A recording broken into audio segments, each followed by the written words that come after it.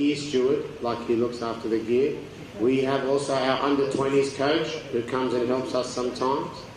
And with our gym and physical preparation, we have many, maybe half a dozen guys who come from guys and girls from university who are doing their study, and they help. In fact, this year we had a young Argentinian guy who was with us the whole time, and he was very, very good.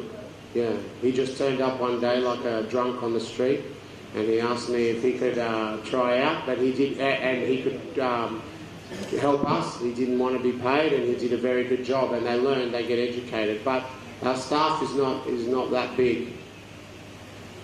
The analysis system that we draw a lot of the information from, that is run by a company that services all the teams. So there's a central hub of a lot of information, a lot of the statistics that all the analysts from each of the different teams can use. And then there's a couple of different charts that we showed you today that we get our analyst to do himself. So he still does a lot of work. Any other questions? Michael, acá. Sí, yo aquí, Michael. No, te quería preguntar cuánto tiempo le dedican al referee, al análisis, y cuánto le comunican a los jugadores, los preferidos, no preferidos, sobre el referato.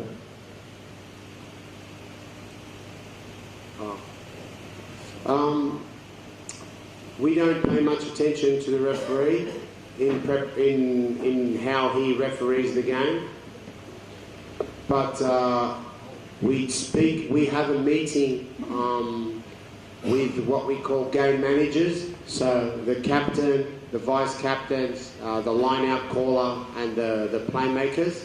And in this meeting, we talk about how the captain will manage the referee, and if it's a referee that we will talk with, or if it's a referee that we prefer not to talk with, because they're all very different in character. But we don't, if we start to worry about how the referee might referee, then I think we're not paying, we only have a small amount of time, and we need to focus on how we need to play, not on how the referee referees the game, because he might change from one week to another. So we don't pay much attention to it. I think also for yourselves with your clubs and with your players, it's a good idea to educate your captains on how to communicate with the referee. It's an important relationship to get right. And sometimes as coaches, you probably don't have the best relationship with a referee, but if you can educate your players and your captain on how to communicate with the referee, it goes a long way in building good rapport with the referee. We're very much about controlling only the things that we can control, and we can't control the referee. Yeah, question. When Nathan presented the topic of defense, you mentioned it was half the time for defense, half the time for attack. If you have to assign a time for the analysis of your own resources and the time you dedicate to the opponent's performance, because I mean in the amateur rugby we don't have so much resources and time for the process of the information. I mean, how many tackles, what you're going to do. So if you have to assign the timing for the opponent and for yourself, what would you say? I'd say for the amateur guys. Assuming we don't have unlimited resources of analysis. I'd say if you're looking at the opposition, you'd probably identify one or two things that they're good at, or maybe one or two players that you need to really focus on, and then I'd put the rest of the time into yourselves. I'd say 90% yourself, 10% the opposition.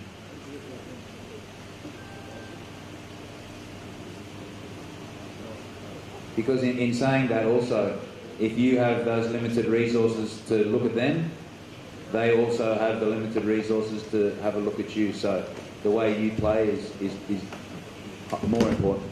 Bien, mi pregunta va dirigido al rendimiento físico.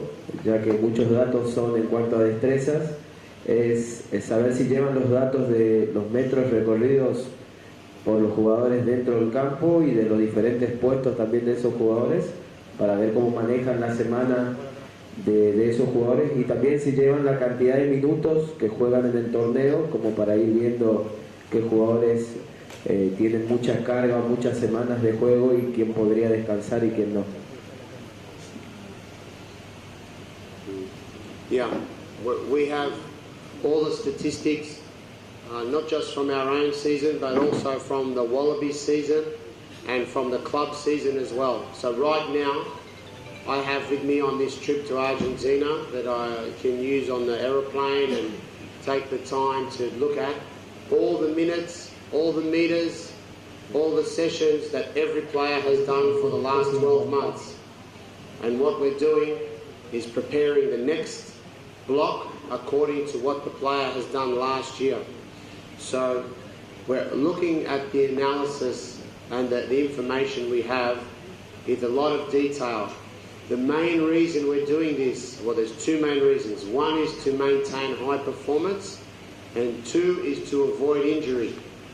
Right? So even though interesting information for Waratahs is, even though we would clearly be the hardest trainers in the Australian conference, I don't know about the other teams, I'm guessing we would be, but let's just take the Australian conference. Even though we're clearly the hardest trainers in the Australian conference, we do the most contact work, we do the most running, we have the lowest injury rate. So it's all about not how many exercises you're doing, but what the quality is and what you're actually doing. We're always looking at injuries and the auditing injury. So we're seeing if we have some soft tissue injuries, is it because of our training? I think this year we only had 2 soft tissue injuries, like one calf muscle cost us one game from one player. So we've got new systems that we're using. We use an American fitness system called Sparta Performance, which is all around players jumping on a measuring. They're doing a counter movement jump on a mat, which measures their action. We get a graph of the player. We know which graph for which position, and if the player doesn't have this graph, we change his training so he gets to this point.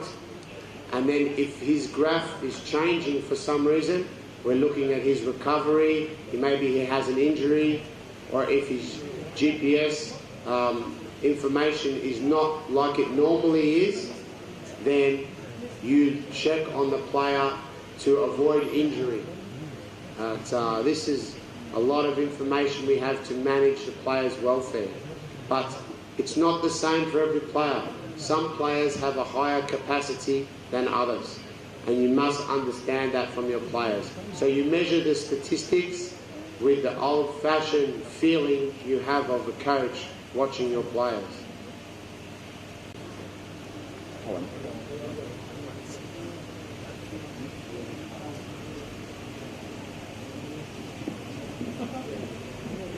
Sí, yo tengo dos preguntas, una técnica y otra de coaching. La técnica es uno de los aspectos durante la tarde que concluyeron como de vital importancia, es la presentación de la pelota en los momentos de contacto y la llegada de los jugadores al sitio o al punto de contacto. Mi pregunta es si en este punto utilizan como técnica o como un instrumento más para ganar la posesión o la liberación de la pelota, la técnica de chesting.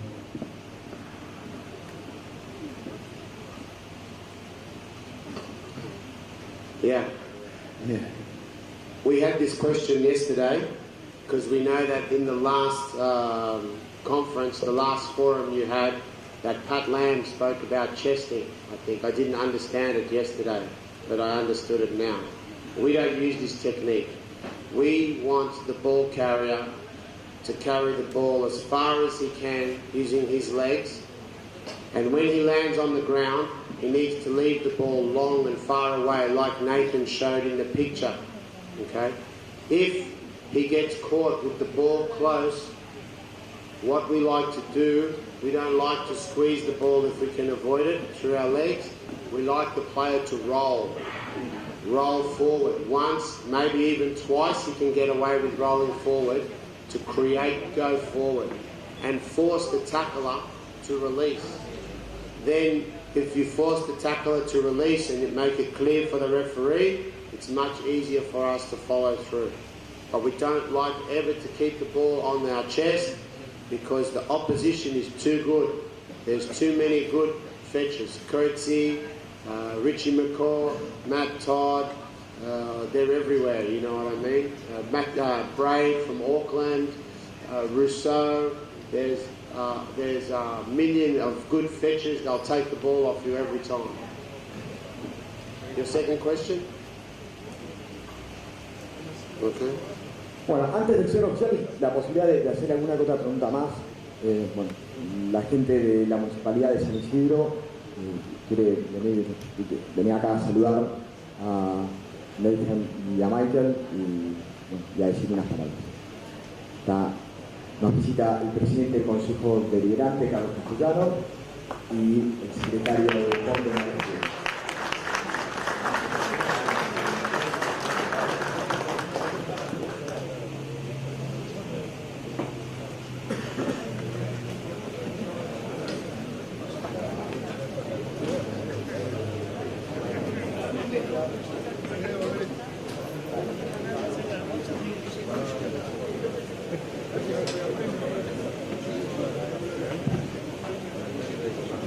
Bueno, gracias a todos, bienvenidos a los que no son de San Isidro y a los de San Isidro. Saben del sentir que tenemos por el deporte, sobre todo por el rugby. Thank you very much a ustedes por estar aquí con nosotros. Bienvenidos a San Isidro City. Hablo en inglés como la miércoles. Pero para nosotros es un desafío hacer capacitación en todos los deportes. Y en eso estamos luchando con los chicos de Rugby Forum, estamos acompañándolos bastante y creemos que en todos los deportes que apostemos vamos a estar colaborando en la formación de buenas personas, en colaborar con el desarrollo de la salud, en luchar contra la droga, el alcohol y la delincuencia. Y este es un deporte que forma en valores. Así que todos los que son de San Isidro ya nos conocen más y los que no, siéntanse en su casa. Carlos Castellano es el presidente del Consejo Deliberante, es deportista igual que nuestro intendente, Gustavo Pose, que le dejo un saludo, que está en La Plata. Y gracias a tener gente como esta, la política puede empezar a trabajar en conjunto con las entidades intermedias, que es como lo hacemos aquí en San Isidro. Así que espero que haya salido bueno, que la atención y la ciudad los haya recibido como se lo merecen. Así que gracias y lo dejo a Carlos, que gracias a él pudimos contar con el apoyo que hoy tuvieron. Así que gracias.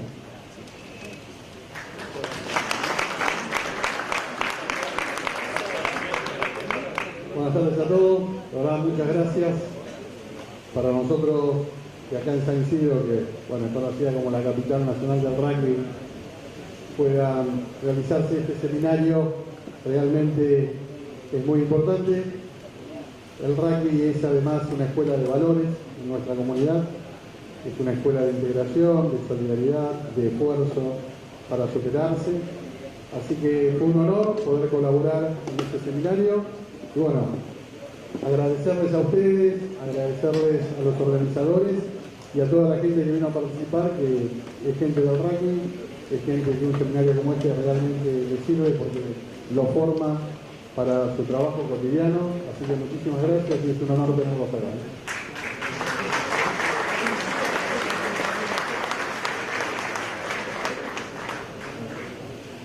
Bueno, Diego Chal. ¿Hay más preguntas? Bueno, si no, agradecerle muchísimo a la gente de San Isidro por todo, ya y por sobre todo agradecerles a ustedes por la excelente respuesta que tuvimos en la participación en nombre de Argentina Rugby Travel, de Play Patagonia y de Rugby Forum. La verdad que la respuesta que tuvimos fue espectacular. Ayer tuvimos 150 coaches en Pucará, tuvimos más de 300 de acá en San Andrés, tuvimos coaches de Brasil, de Uruguay, de Chile, de Argentina, lo cual ratifica la voluntad de querer mejorar por parte de ustedes y nos asegura a nosotros que el camino que nosotros elegimos para poder colaborar con la rugby argentino, la verdad que siempre tiene una excelente respuesta de su parte. Por otro lado, no dejar de agradecerle a todos los sponsors porque nuestra idea es poder darle una experiencia de aprendizaje cada vez mayor, y en ese sentido agradecer a la Municipalidad de San Isidro, a DirecTV, que también nos ha dado una mano desde el inicio, a G4S, a Hellman, a Gilbert, al Hotel Emperador, porque realmente sin ellos hubiese sido imposible. Como también a toda la buena onda y predisposición del Colegio San Andrés para poder darnos unas instalaciones de excelente nivel, tanto la cancha como el salón, para que también la experiencia de aprendizaje sea buenísima.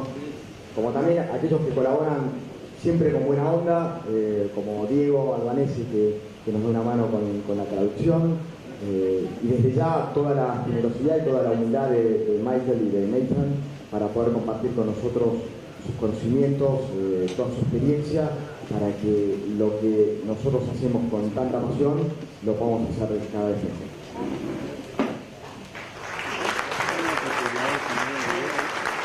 Bueno, no quiero ser muy repetitivo, creo que fue bastante claro lo que dijo Damián. No más que agradecerles a ustedes por la buena predisposición. Espero que lo hayan aprovechado, vi que hicieron varias preguntas, los vi a todos bastante enganchados con la parte práctica también. No será la primera, si Dios quiere. Bueno, agradecerle yo también a Michael y a Nathan estar acá. La verdad no se da todos los días y es muy bueno que gente como ellos vengan acá a enseñarnos un poquito más de este deporte que nos une a todos hoy acá, ¿no? Así que bueno, muchas gracias por todo, de vuelta gracias a los sponsors.